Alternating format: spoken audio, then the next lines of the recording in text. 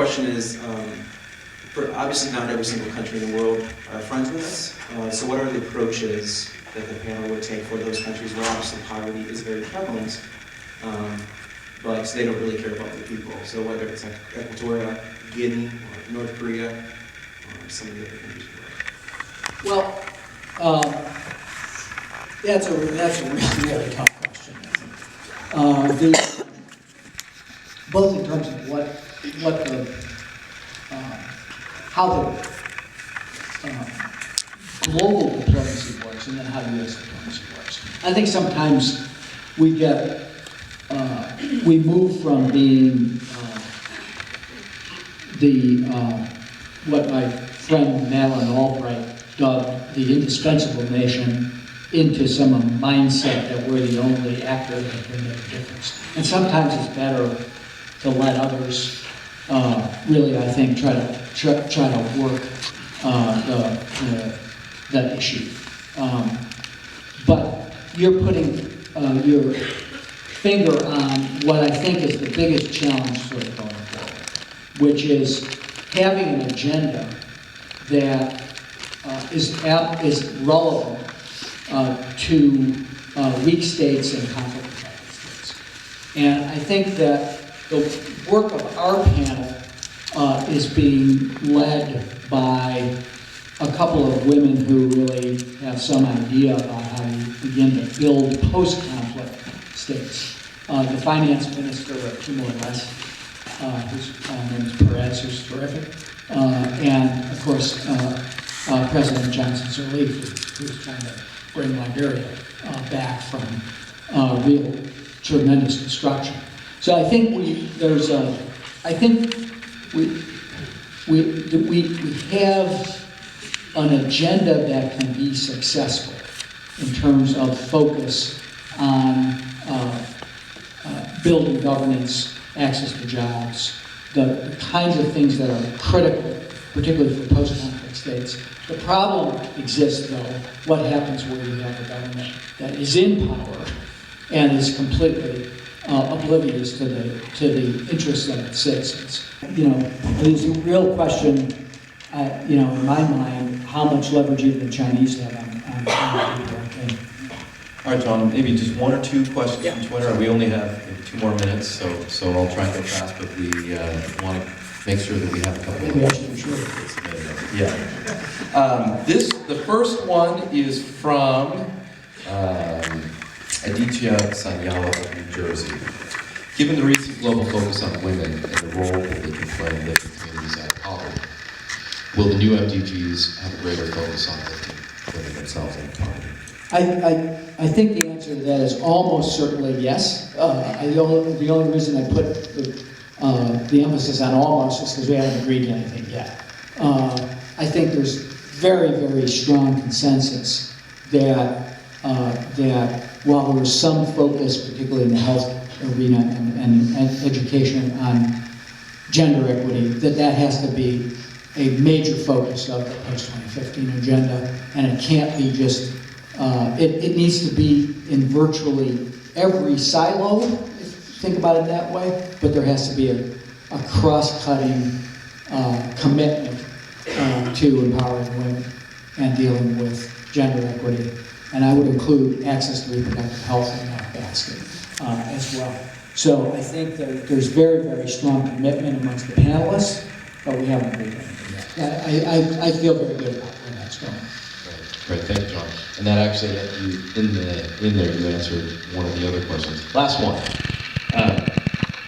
And this gets at the second to last question a little bit as well, in terms of not just of difficult environments or countries that are lagging, but a little more holistically in that question.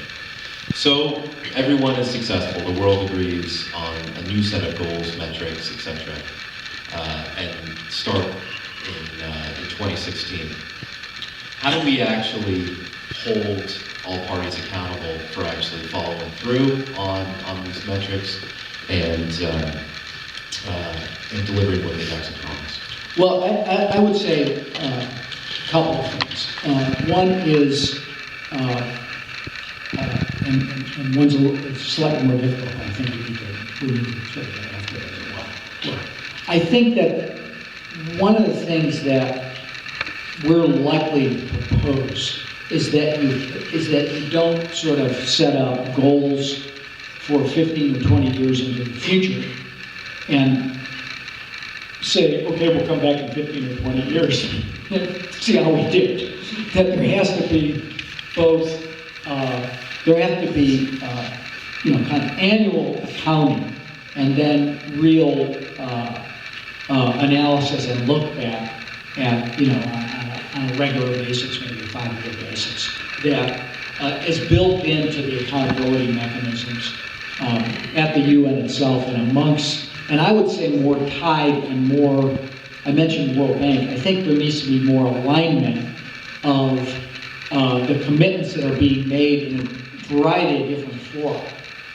So you have the aid effectiveness commitments that came out of Busan. You have the G20 commitments that came 2 years ago on the question of development.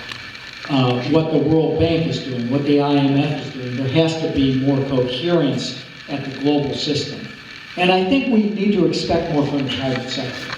I think one of the big things, again, one of the big changes, if you go all the way back to the 1960s, for the poorest countries, probably 80% of the money that was flowing into those countries was government or official development assistance. Now, 85% of the investment's coming on the private sector side. And that's a good thing. But it has to also be done in a way that kind of focuses on these questions of creating just and sustainable societies. So I think creating more accountable global partnerships with the private sector will be is a challenge, but I think it's something that I think there needs to be focus and attention on. One of the members of our panel, we have several people from the private sector on the panel, but one is Paul Pullman, who's the CEO of Unilever, who I think is, quite insightful and quite committed to trying to think about what that structure looks like. We also have one, Benamina from Kenya, who is a medium-sized business owner herself and runs a big SME coalition in Kenya. So there's a good deal of expertise. The French representatives comes from the private sector on the panel, but I think that is a big challenge for us. Not just to say it's important for governments to figure out an enabling environment where there will be private sector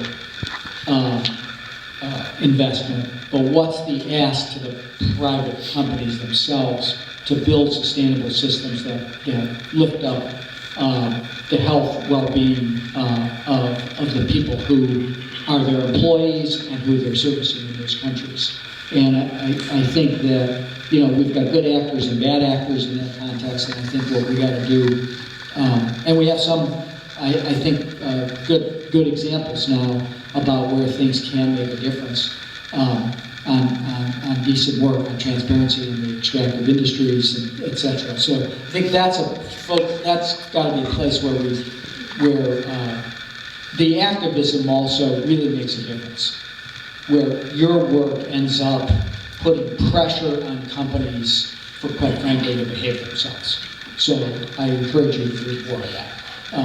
And thanks for being here again. I really appreciate what you're doing, and not just for one, but for the world.